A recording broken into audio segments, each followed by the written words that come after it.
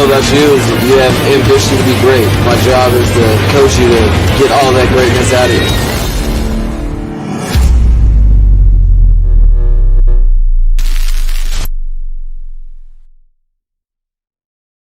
What is good, Fin Nation? What's good? It's your boy Reason, and we are back here for another one. And ladies and gentlemen, I'm excited about tonight's show. I put a lot of work in, a lot of late nights chopping up this film. You know, not a lot of people put in the work Reason does for y'all, but I put it in. I'm really excited about this. I even shout out to my beautiful and lovely wife. If you guys don't know where my setup is, I run off Wi-Fi, but we ran some wires through the ceiling, and we hooked my Ethernet up along Ethernet, about a 25-foot Ethernet cable up directly to my modem, and the Ethernet cable ended up not working. So I'm gonna go get a replacement tomorrow in the day, but I just wanted this video hardwired because I wanted the quality to be as best as possible. But here we are.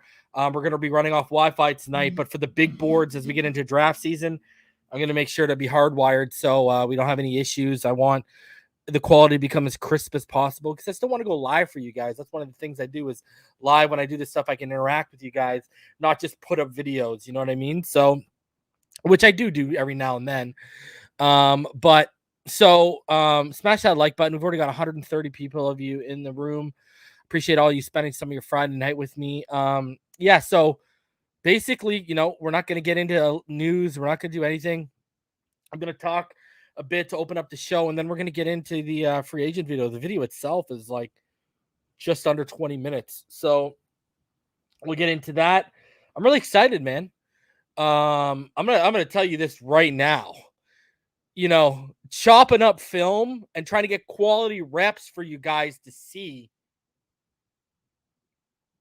For when I usually do my top 5, and then I do 5 through 10. I'll give you all mini scouting reports and then honorable mentions. For this video, I gave you 10 guys at the top, and we'll do honorable mentions too, but all 22 attached to each one here. So the only thing I will say is, like previous videos I've been doing, I didn't have time to circle the players. So when we get into the actual scouting reports for the players and stuff, I'll tell you, you'll see what position they are. So you just got to key in on that with your eyes. But I'll also say, hey, remember, watch 75 at left guard if we're talking about like Tomlinson and stuff. And I do want to give you guys a heads up when we get into the James Daniels footage, because he made my top 10. I've got reps of him at right guard, left guard, and center. All right. So when you see his first couple reps at right guard, you're like, oh, we got Hunt at right guard.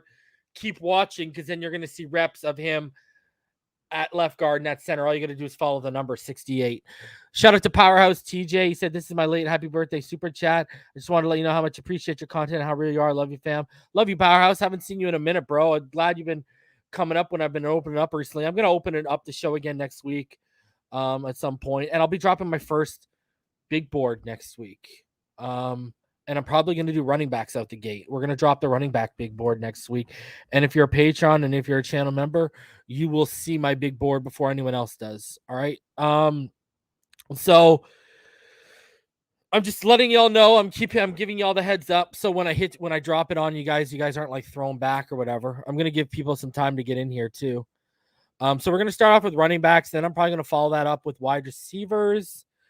And then I'm probably going to give you guys middle linebackers, and then free agency will hit. And then once free agency plays out, I will give you the remaining positions, at least on the offensive line. I think big boards that remain. So that's kind of my game plan leading up. So you guys know what to expect. Expect running backs, wide receivers the week following, and then expect linebackers.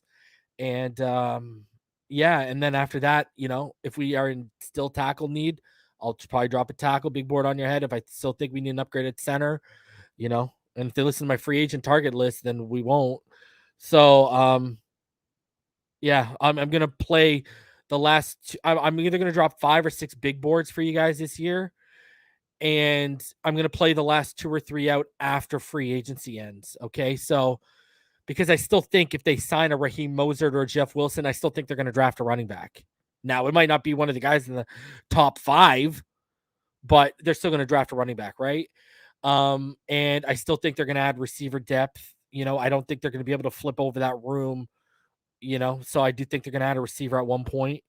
So it makes sense. And I think a linebacker is going to happen. You look at the linebacker class this year, it's really not, in my 15 free agent targets, I've only got 2 linebackers I would really target in free agency. Another thing I wanted to talk to too is, I saw people arguing about, the offensive line and Tua, and people trying to make the argument that maybe it's the quarterback because the linemen are suffering. First of all, Austin Jackson and Noah Igbenogany are the closest things to a bust that we have from the 2020 draft. And if you want to count 2021 season and his weight and where he was at, Saul McKinley is teetering there right now. Okay. See, this is my issue with people. You know how you can tell someone is in over their head, or someone's in over their depth, or they're a casual trying to mask themselves as something else, when it's just quarterback centric, right? When it's the quarterback's fault if we lose, it's the quarterback's, all hail the quarterback if we win. Like, people who take that approach, again, they skip the whole context of the situation, right? Like, I saw people arguing that, that they're, because I guess obviously it was what, Frank Smith or Bevel, when they talked about tailoring the offense to Tua. It's like, and K Jax, actually, I'm not talking about him. I'm talking about someone else, actually. A couple other people, to be honest with you, a few. And I see this and I'm listening to this. Okay, first of all, don't talk about schemes if you don't know what you're talking about. All right. Mike McDaniel and this outside zone scheme is what he's been running since Denver, since he came in the league. This guy's been running for 16 years. Tua already ran a version of this outside zone scheme offense in Alabama under Steve Sarkisian. Right? Steve Sarkisian, where was he? In Atlanta with Kyle Shanahan, and he adapted his offense, and he took it when he went to Alabama after he left Atlanta. All right? So I'm listening to all this stuff, and I'm like, you guys don't even know what you're talking about. The scheme is naturally tailored to Tua's skill set. It's like people don't know what an outside zone scheme is. People don't know what West Coast is, and blah, blah, blah, blah, blah. This is a pro-style offense we are about to be into. What are people not realizing about this? And this is going to be a simplistic yet complex offense, in the sense of the philosophies are simplistic, but how you execute them at times can be complicated and complex. That's where false keys start coming in, et cetera, et cetera. So when I hear people talking out of their depth, and again, just trying to still trying to find a blame. We're still what? February 25th, and we're still finding new ways to blame Tua. Now we're blaming him for the coaching staff coming in and the offense they're creating. Don't you, for the people that think that, don't you do you not understand football? Tua is a scheme fit. That's actually what it is.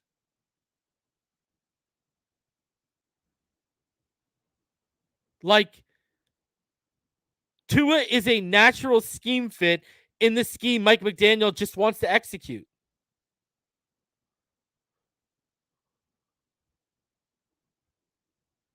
No, Brian, it's not about him.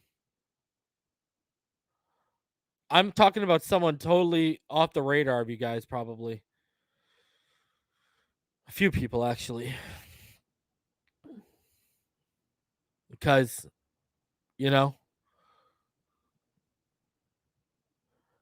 but again, I mean, if I haven't watched everyone or listened to everyone out here, but the small bits and pieces I have, if someone is saying something that contradicts me, then they can fall into this category. I don't know. But this Tua is a scheme fit to the outside zone. That's why do you think I've been saying, wow, it really sucks we did not draft Najee Harris? Because this is outside zone is what Najee ate in. This is where Najee ate in this outside zone with Tua.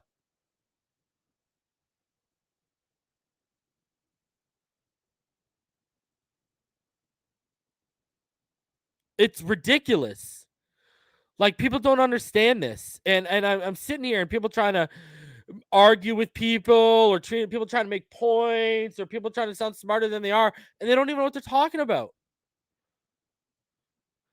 People got to realize Tua is a scheme fit. It is not the other way around. They are not scheming an outside zone offense to fit Tua. This is what they ran.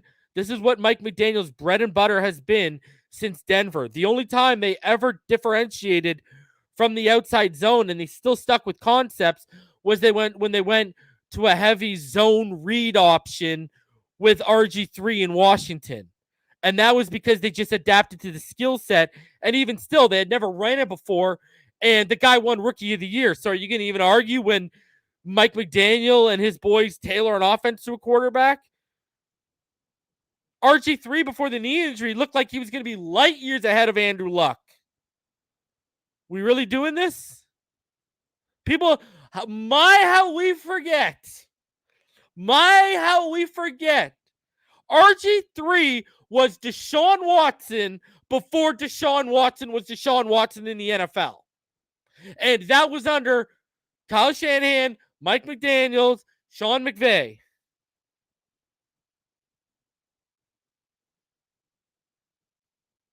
So the only time McDaniels actually tailored an offense to a quarterback, that guy was Deshaun Watson before Deshaun Watson was in the league, and he won Rookie of the Year.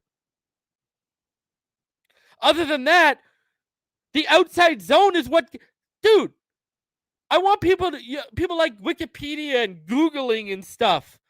Okay, go Google how far Mike McDaniel and that outside zone scheme took Jake Plummer in Denver in the playoffs. I'll wait. Jake Plummer.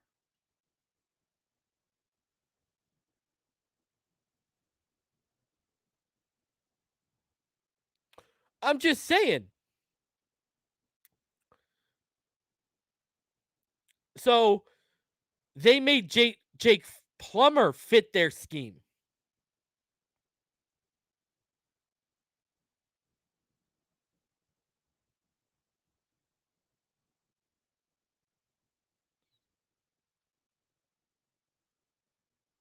So, I mean, this is what the bread and butter is.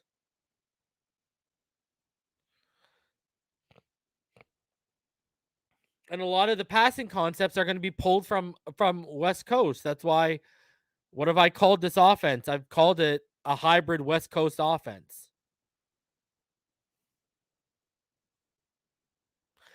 Basically outside zone scheme with West Coast, a lot of West Coast passing concepts. That's what you're going to be running, which fits. Why do you think since Tua's been in the league, I've been saying over and over again, imagine him under Kyle Shanahan. Imagine him in that offense.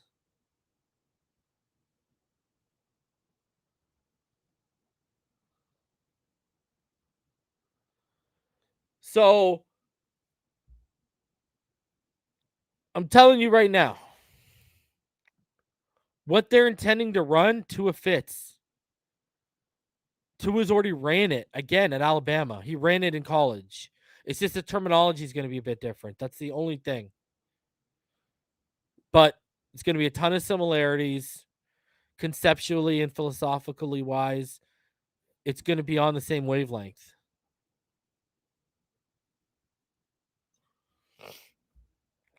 Why do you think they're going out and trying to nab a fullback right away? Why do you think they brought Lovett in? One of the first moves that they did for that outside zone. Exactly, Scotty Joe. I just looked at the comments right now. Scotty Joe says, remember how valuable a fullback was in West Coast? Exactly.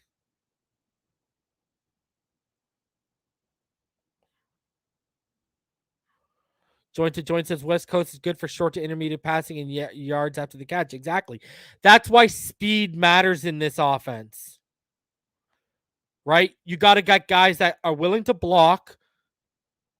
I'm talking about receivers specifically. They got to be willing to block. They got to be willing to engage. But they also need to be speedy. Like 4.6, 4.7 just is not gonna cut it.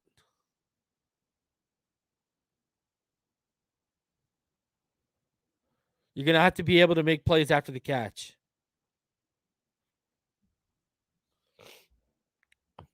It's really like not this hard to. All you got to do is watch the tape. Like now, I had to watch a ton of them again because of just chopping up for Laken Tomlinson alone.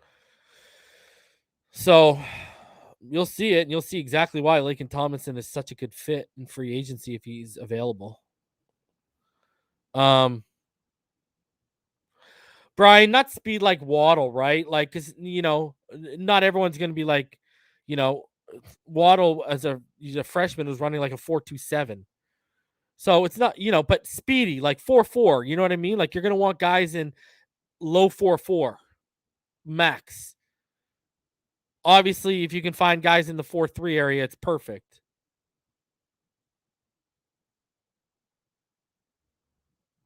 That's what's key. People got to be willing to engage. That's why I've been so torn on what they're going to do with Gesicki.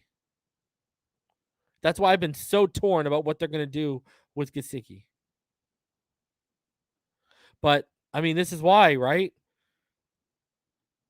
The reason why I've been calling this for quite some time is a hybrid West Coast is because that's exactly what it is. Outside zone scheme. In any offense, you're still going to have gap concepts. You're not going to just go away from gap concepts. It's just you're going to be more heavier towards zone blocking, right? So, I mean, if you look at, like, for example, let's talk about perfect example because he was in the offense himself, right? Laken Tomlinson, who could potentially, and we'll talk about him later, right? Who could potentially be a free agent. And if he hits the market, I'm telling you, they're gonna go after him. Again, it's mainly an outside zone scheme, right? That's like what the mainstay is.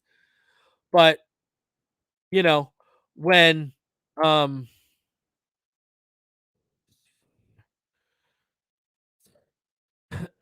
just looking at something. Yeah. So anyway, sorry, my bad. When you look at his blocking and such, right? And like, I mean, what should we talk about? Like, I guess let me.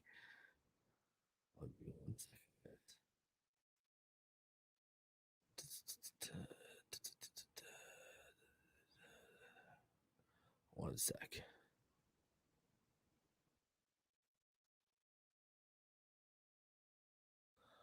Huh.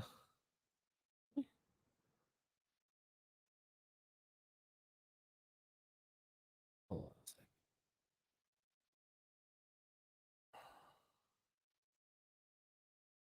Just trying to get this ready.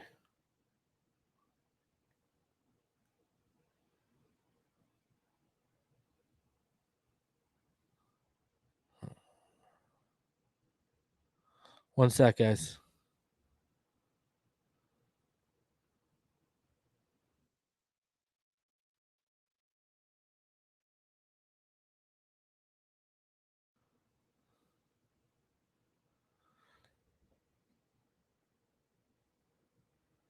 What are you?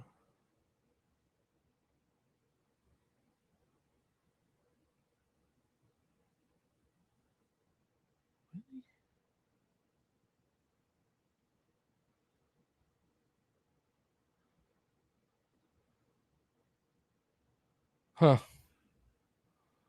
Okay. I even lost my train of thought. I'm just looking at something, guys, right here.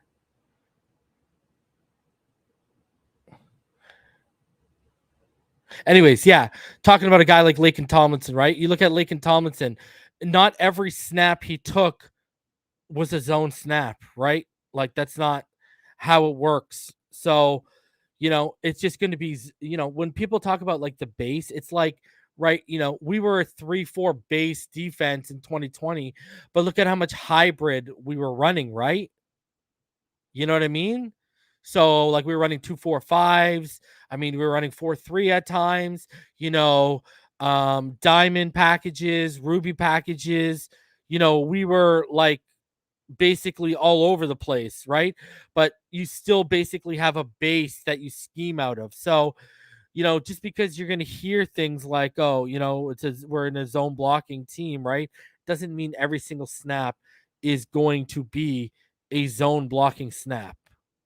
I want people just to remember that and keep that in mind because, that's going to be it's going to be pretty key, right? Like for example, all right, let's talk about you know, a guy we might sign this year, right? Raheem Mostert, right? So when you talk about just him rushing the football, all right? Um, you know, or actually, you know what? I guess Elijah Mitchell would be a better um I guess he'd be a better usage because he was used more this year, right? So when you look at, a guy like Elijah Mitchell this year, who was a really stud for them when he was healthy and he was playing, right? So he had 262 attempts. All right. Um, so 172 of those were zone, 90 of them were still in a considered a gap scheme, right? So, it's double the amount in zone, but you're still having because you got to switch it up. I mean, you're not going to give away what you're doing every single time, right? So, um, yeah. So I mean, right there, you got a guy 262 attempts, 172 of those were actually in zone, 90 of them were in gap, gap scheme. So right there, and that's Mike McDaniel's offense, right? That's why I wanted to use that as an example because that was Mike McDaniel's offense this year. So, you're going to see, just because, Laken Tomlinson that's why, if you think about it, right?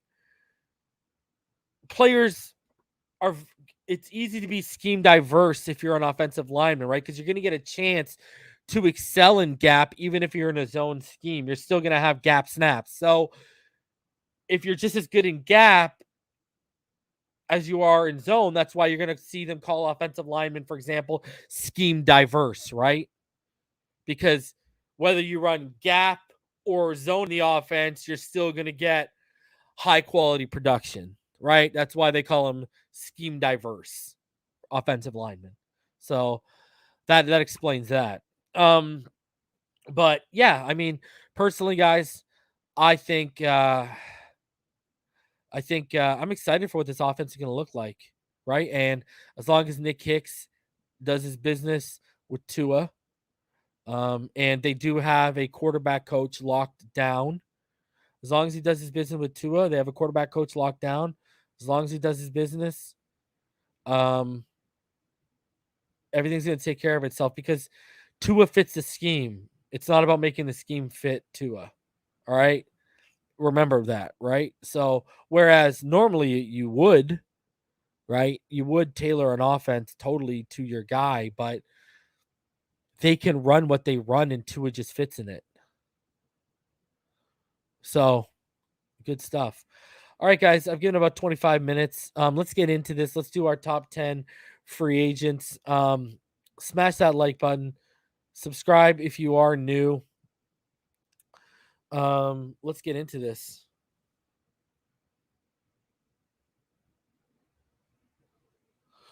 All right. So for me, when we talk about honorable mentions, people are going to say you probably wild out right now by seeing Devontae Adams, and I'll explain why I have Devontae Adams there. First of all, let's talk about some guys that you're not going to see on the list that you might be like, well, reason, you talked about this guy all season, you like this guy, whatever the case may be. Chris Godwin is not on this list, okay? Coming off that injury, I wouldn't touch him. Just like everyone knows I'm super high on a guy like Michael Gallup, but I'm not going to touch him because of the injury he's coming off of. Shout out to the watch mister. He says, what up, Reason? What up, man? Appreciate you. So, and then Orlando Brown is not on this list because here's the thing. There's already talks that there's trying to work out a deal in KC. So I think the Chiefs aren't going to let him walk.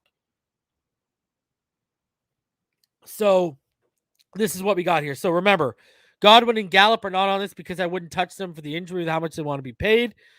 And Orlando Brown is not on this because there's already talks of a deal being worked out in KC.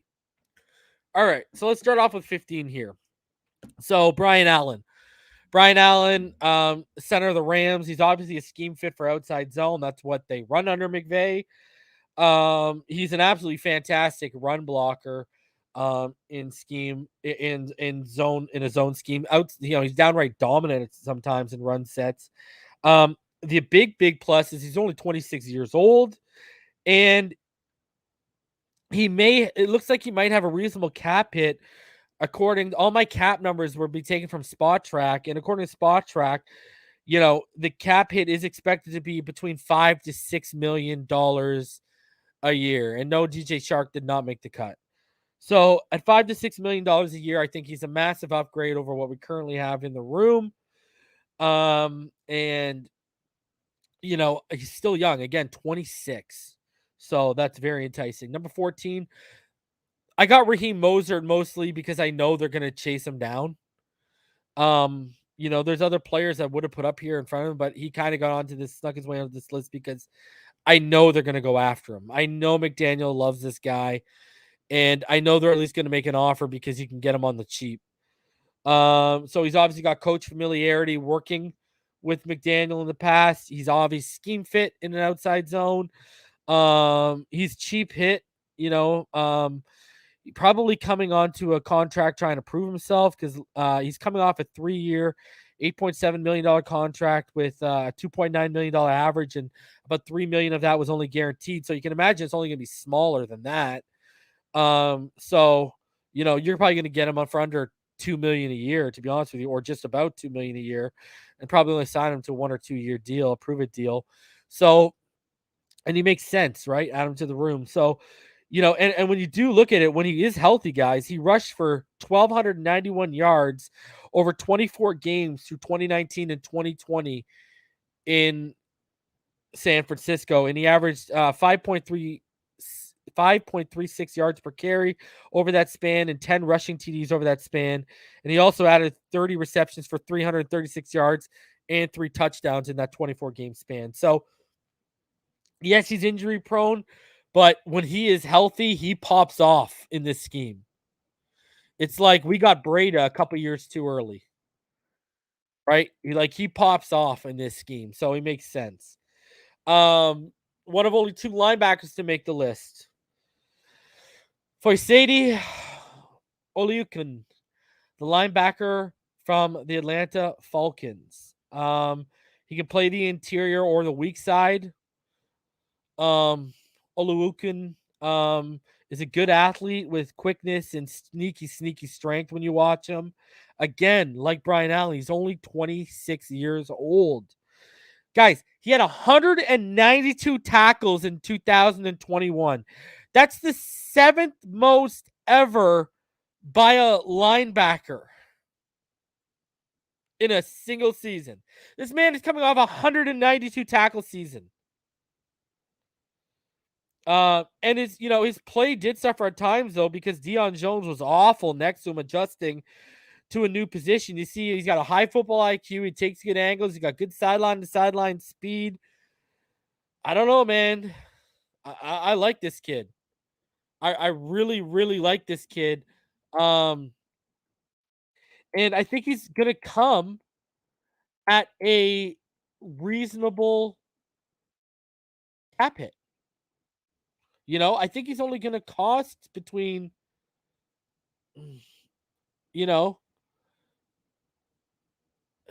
I think he's only going to cost, if you want my opinion, I think he's only going to cost between $8 to $10 million a year.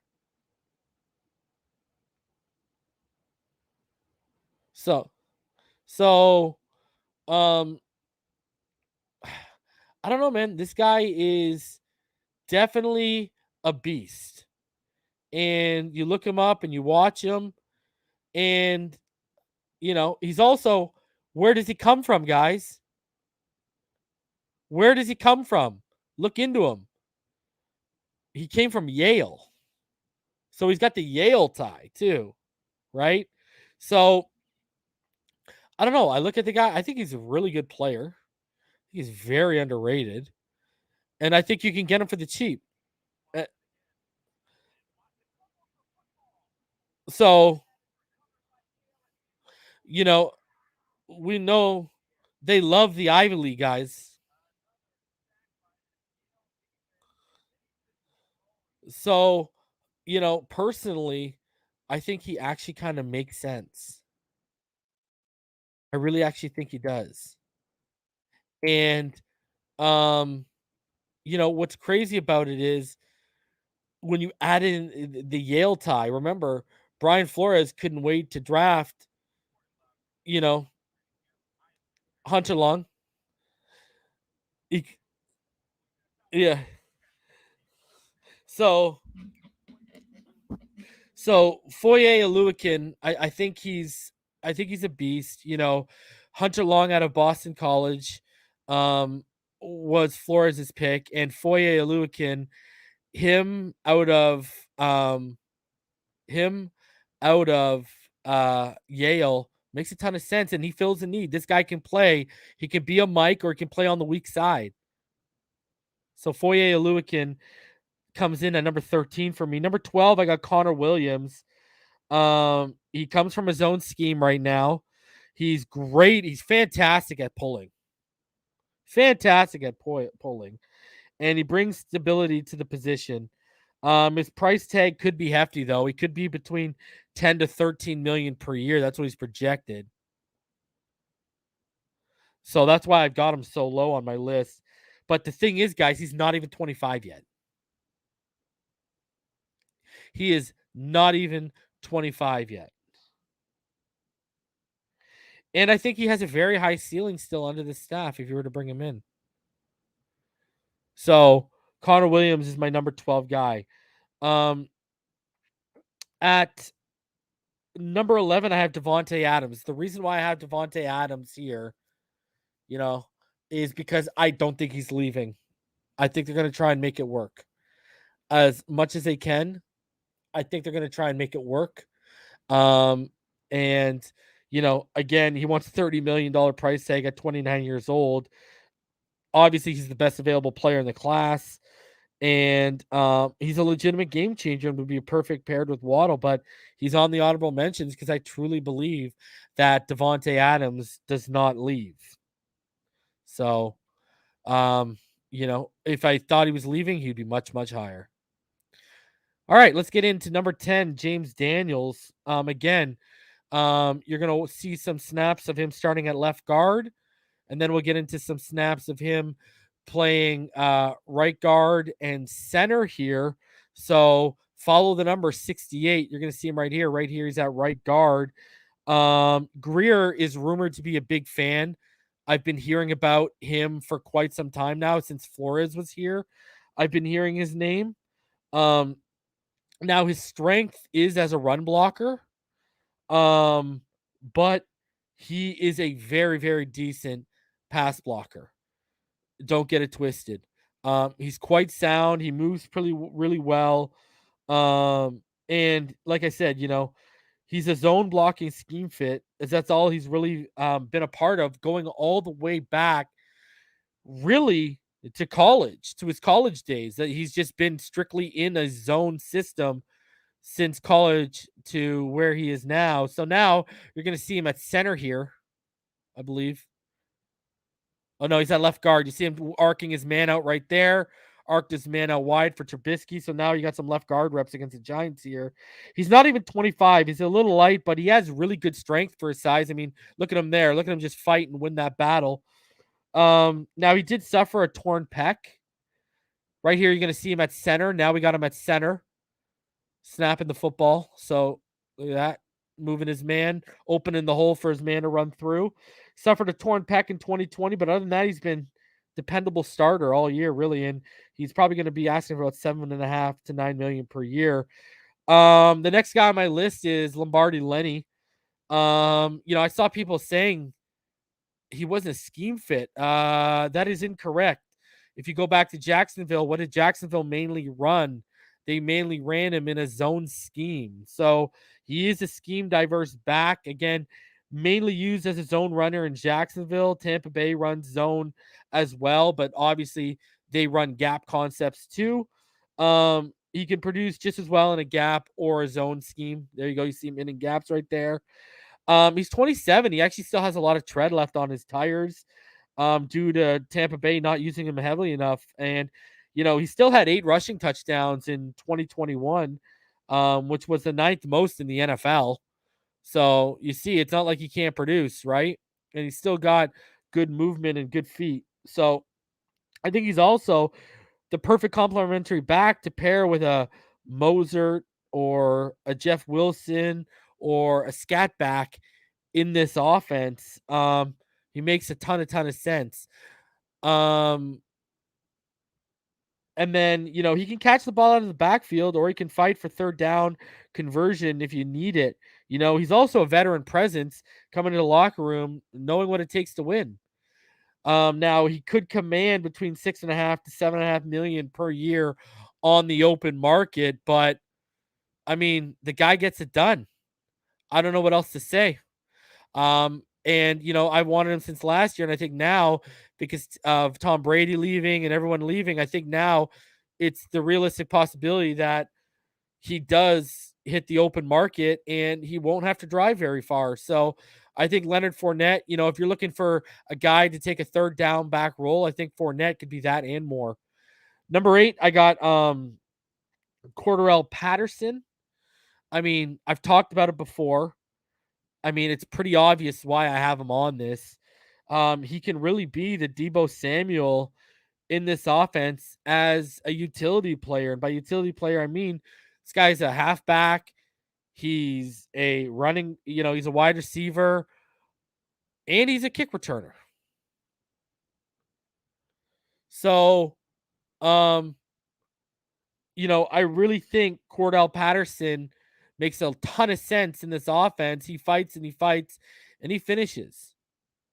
So, he's a matchup nightmare, and he's the type of weapon that he's really going to keep defensive coordinators up the night before they face him. And they and pair, it's even going to keep him up even longer knowing that he's paired with Mike McDaniel.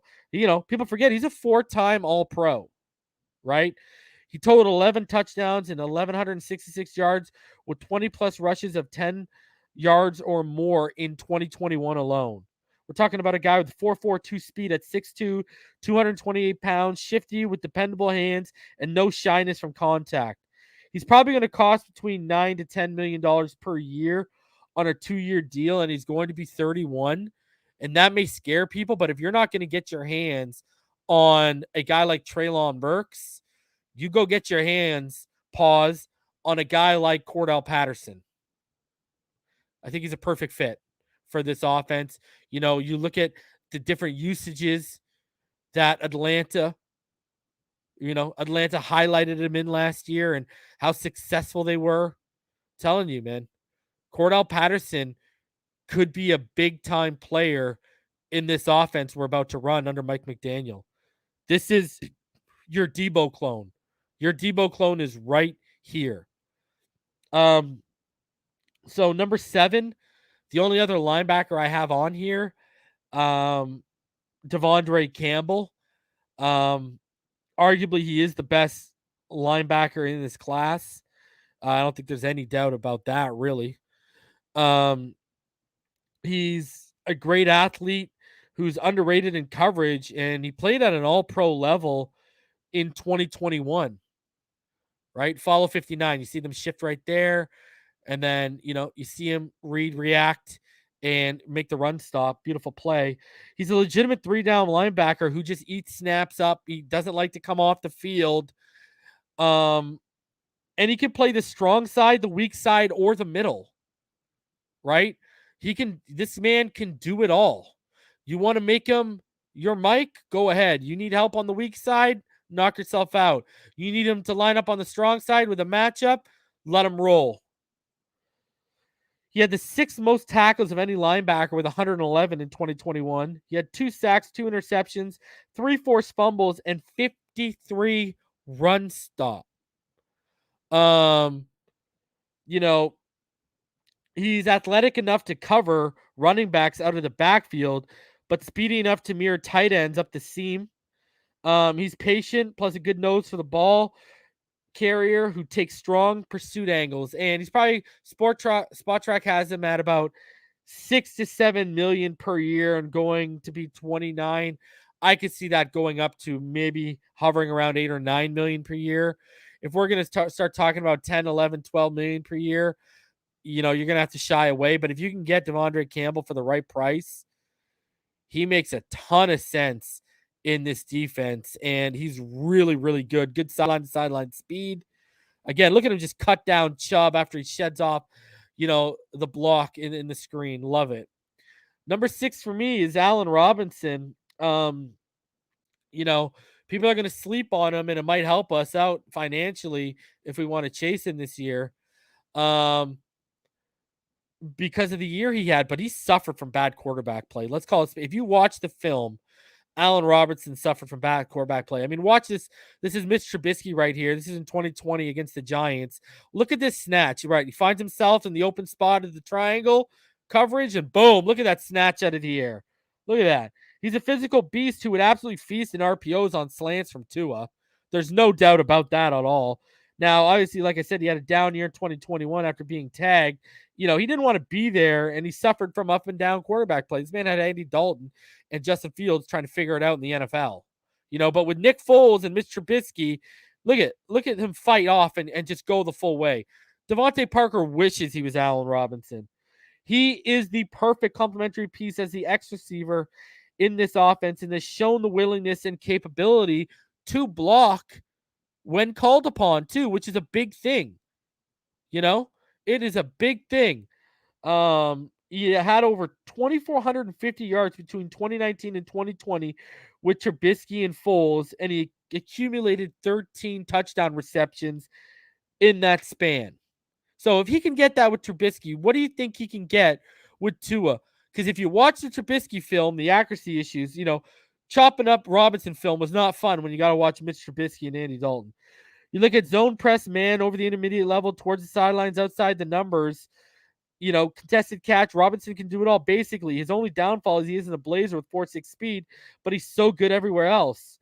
Even with a down year, he still could command between 14 million to 17 million per year, and he will be 29 in the 2022 season, but he's legit. That man is legit. Exactly, Storm Warrior. Number 12 is always open. So now we got Trent Brown. Blind side. Here we go. Right tackle. Number 77. Follow him when we get into it. So, he can find stability at Tua's blind side. Finally, can the Dolphins, if they were to sign a guy like Trent Brown. And you would also, another thing is, you'd be poaching him from a division rival, which is huge. Look at him just move and open that hole right there. He can play the left or the right if you need him to. He's a consistent run blocker who can move bodies, but an even better pass blocker and one of the better pass blocking right tackles in the NFL right now. Now, he missed 5 games in 2021, but he still only allowed 9 pressures in 2021, which is pretty good, right? He still played 12 games, not including the playoffs, and you only allowed 9 pressures. 4 quarterback hits, 1 sack, and he had 1 penalty in 489 snaps. Pass snaps. He fits in his own scheme, so no problem as he's played. People forget he played in Kyle Shanahan's offense in 2017 for the San Francisco 49ers. Now, they traded him the next year, but again, scheme familiarity. He's played in it. He has a first punch like a hammer, like good feet, and he's just a powerhouse sometimes at the point of attack. So he's gonna be 29, and he could demand between 10 to 12 million a year.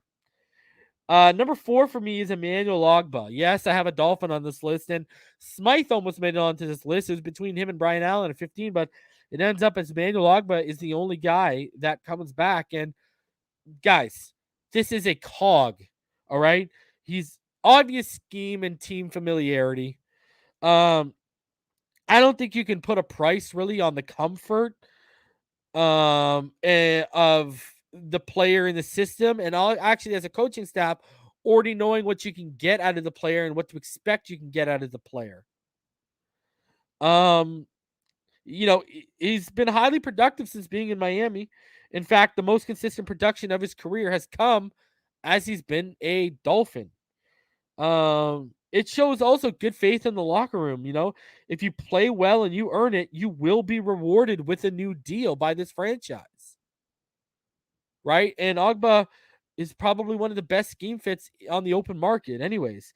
In 2021, he led edges in batted balls. He was tied for 14th in the most pressures with 61 amongst edges. He was tied for 6th most quarterback hits, 13 amongst edges.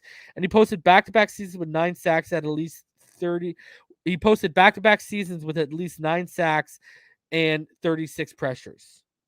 He's a perfect blend of power and athleticism, pairing up so well with Jalen Phillips, especially when both lined up to one side.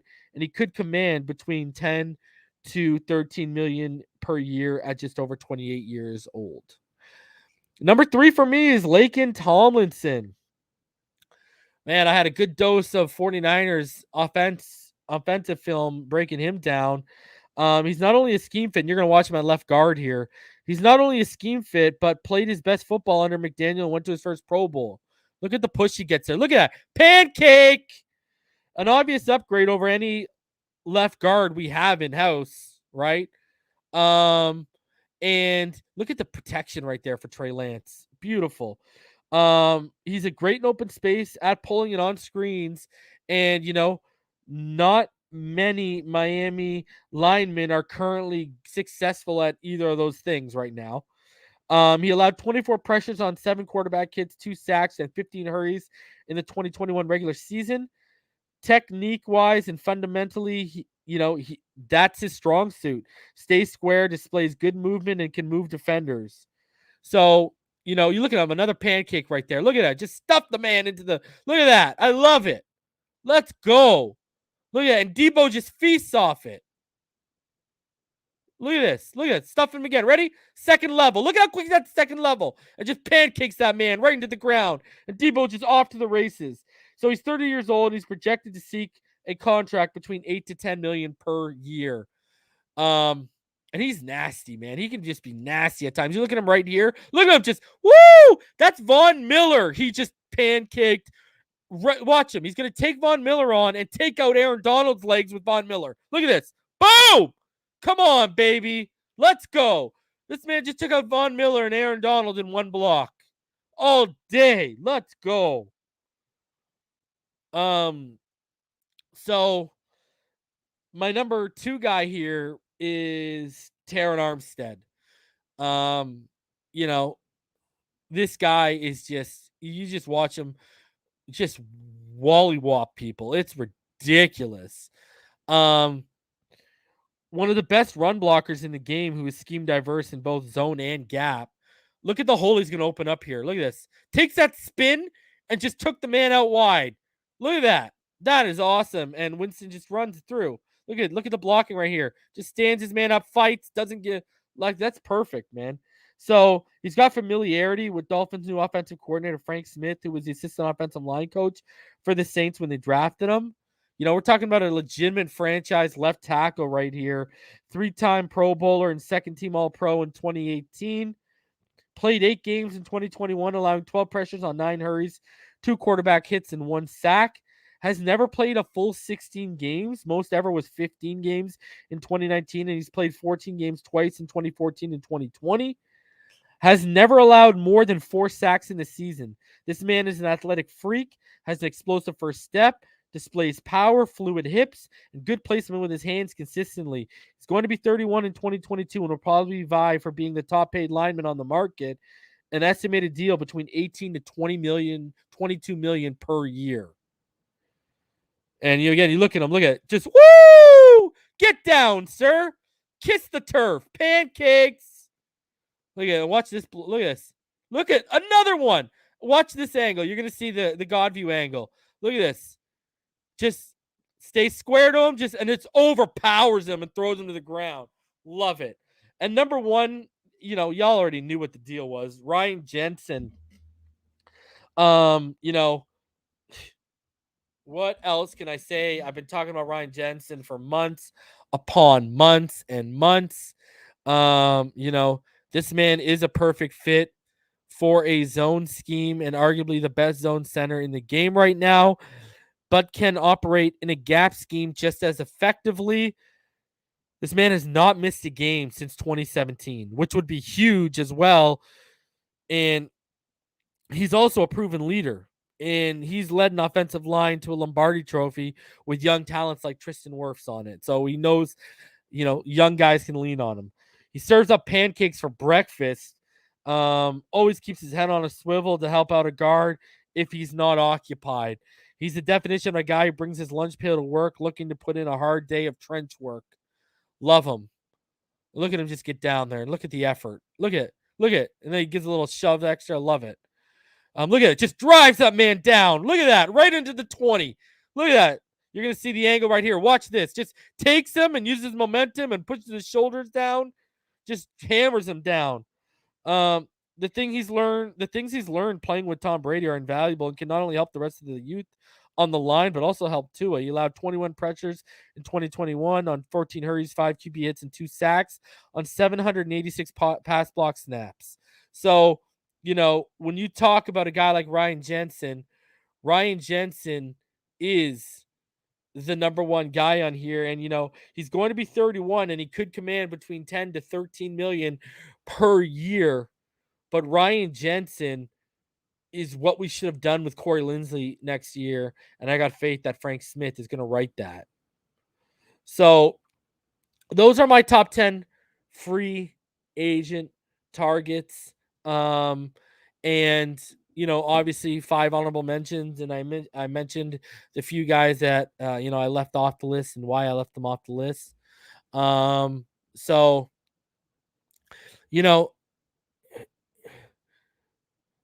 this man hammered $2, serves up pancakes for breakfast. Yes, he does, bro. He does, sir. He does, sir. I mean, you look at, my list, and, let's be honest, ladies and gentlemen, 4 of my top 5 were linemen, and a right tackle, a left guard, a center, and a left tackle. Those 4 guys could change the trajectory of this whole offense. And, I really think, you're going to have to overhaul this offensive line. I don't think there's a ton of talent in the room right now. So, man, that's what it is, ladies and gentlemen. I really do hope you enjoyed my top 10 free agent list. Guys, smash that like button. Share it, show it to people. Let me know what's up. Give me feedback in the comments. Let me know, guys, who you would want. And let me know, guys you agree with, you would also sign. And if you felt I left everyone off the list that you think should be on it, let me know, man. Leave a comment. And just help me out with my friend Al Go Rhythm and just smash that like button. Guys, I'm going to get out of here. I'm going to be back next week. We are going to get into my first big board. It's going to probably be dropping on Thursday or Friday next week. And we're going to get into it next week, guys. Appreciate each and every one of you for coming out and spending some of your Friday night with you. Go spend it with the rest of your family. I'll drop a link for a couple of you guys if you want to come backstage and chop it up. I appreciate each and every one of you. I will see all y'all next week. If something breaks on the weekend, you know where you can find me, right back here on Phinside the NFL. Until next time, everyone. Appreciate each and every one of y'all. Hope you enjoyed the video. Fins up all day, every day, baby. See y'all.